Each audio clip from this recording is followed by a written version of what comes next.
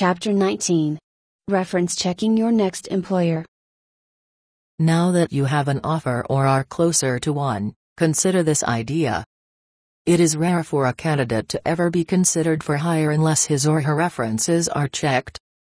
These are usually previous employers, previous supervisors, or sometimes people with whom the candidate has a personal relationship. They can speak to a candidate's integrity, character, work ethic, previous work performance, etc.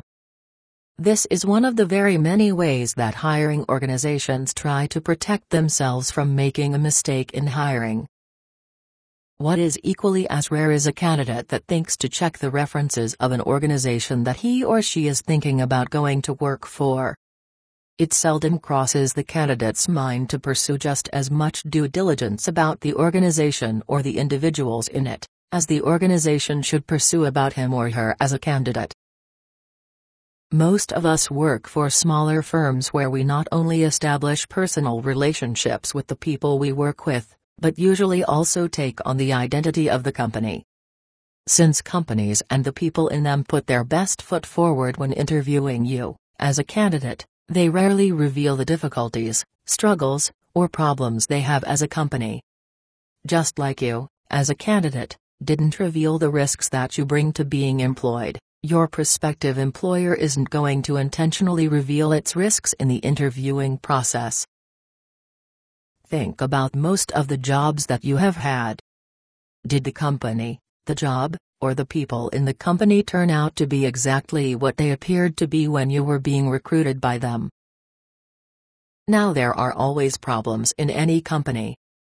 If companies didn't have problems, they wouldn't need to hire you or anybody else. All companies have strengths and weaknesses. Just like the individuals who run them and work there. The challenge for a candidate who is thinking about going to work for the organization is to be aware of all of the problems and issues that a company might have before he or she goes to work there.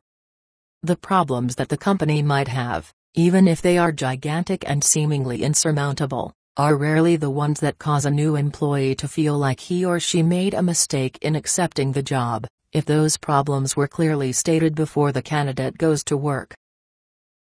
Even worse is when the candidate feels that the problems, even if minor, are purposely concealed from him or her in the interviewing process for fear that the candidate would not have accepted the job if he or she knew about the issues.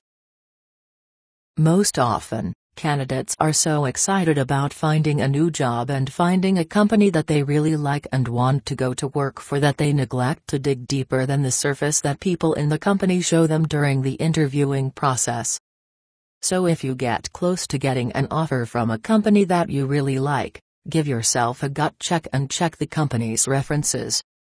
Here is how to do that. 1. Put in a phone call to one of the people that you might have interviewed with that is not directly responsible for the position you were interviewing for and ask him or her if you can talk to him or her off the record. This could even be an administrative type of person who isn't even involved in the interviewing process but whom you met while interviewing. Tell that person that you are seriously entertaining an offer from the company, and you would like to know about some of the things they wouldn't want you to know before you took the job. Ask the person to be open and honest. You might even ask if there are any serious problems with the company or its people that were not revealed to you. Ask why he works there, and if he knew then what he knows now, would he still accept the job? You can get a tremendous sense of what's going on in the company this way. 2. Call some of the customers or clients that your potentially new company does business with. Find the individual in the customer's or client's organization who deals directly with your potential employer and ask every question you can think of.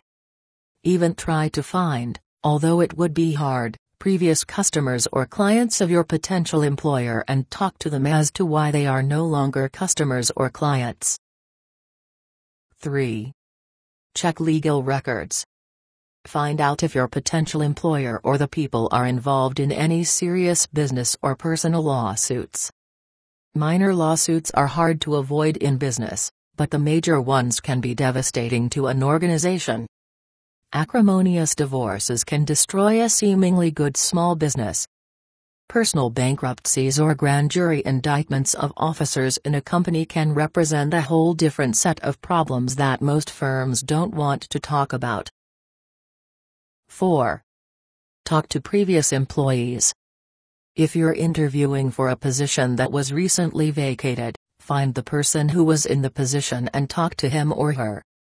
If she has left the company, she is apt to be more open and blunt with you than if she is still with the firm.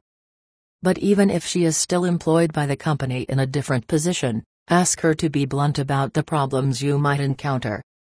Previous employees who are related to the job you are interviewing for are still good sources of information.